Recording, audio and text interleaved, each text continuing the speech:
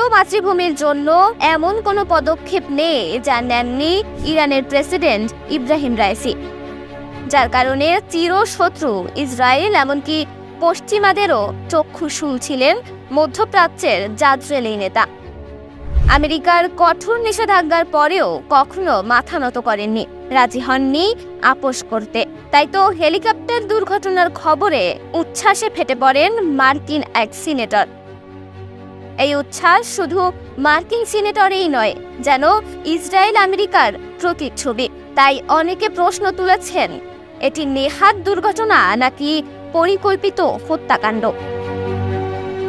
কারণ গাজার যুদ্ধকে কেন্দ্র করে ইসরায়েলের বুকে কাঁপন ধরানো একমাত্র প্লেয়ার ছিলেন ইব্রাহিম রাইসি।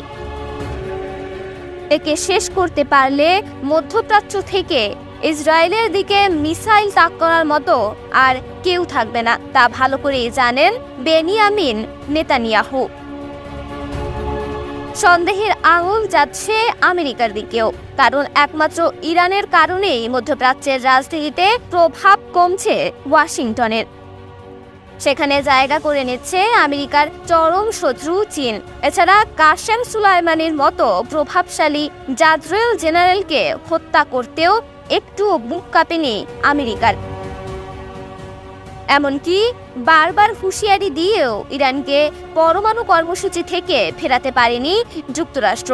ফলে রাইসিকে টার্গেট করতে পারে বাইডেন প্রশাসন, সেই শঙ্কাও জড়িয়ে দেওয়া হয়েছে। তবে খোদ ইরানের প্রশাসন এ নিয়ে কোনো কথা বলছেন না।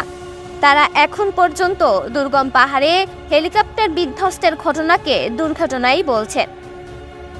স্থানীয় গণমাধ্যম জানিয়েছে, প্রেসিডেন্ট রাইসি আজারবাইজান সীমান্তের কাছে কিসকালাসি এবং হুদাফারিন বাঁধ দুটি উদ্বোধনে সেখানে যান। সেখান থেকে ফিরে তিনি ইরানের উত্তর পশ্চিম দিকে যাচ্ছিলেন। এরপরেই দুর্ঘটনার খবর আসে গণমাধ্যমে। সঙ্গে সঙ্গে অভিযানে নামে দেশ বিদেশের শত শত উদ্ধারকারী। তবে বৈরী আবহাওয়া এবং প্রতিকূল পরিবেশের কারণে বেশ বেগ পেতে হয় দুর্ঘটনা কবলিত হেলিকপ্টার উদ্ধারে। এই দুর্ঘটনায় পাইলট সহ 9 আরোহীর সবাই নিহত হয়েছেন। এর আগে দুর্ঘটনার খবর শুনে প্রার্থনায় বসে যান ইরানের হাজার হাজার মানুষ।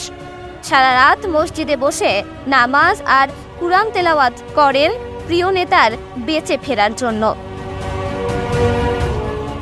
তন্নি শিকদার, দৈনিক সকালের দুনিয়া।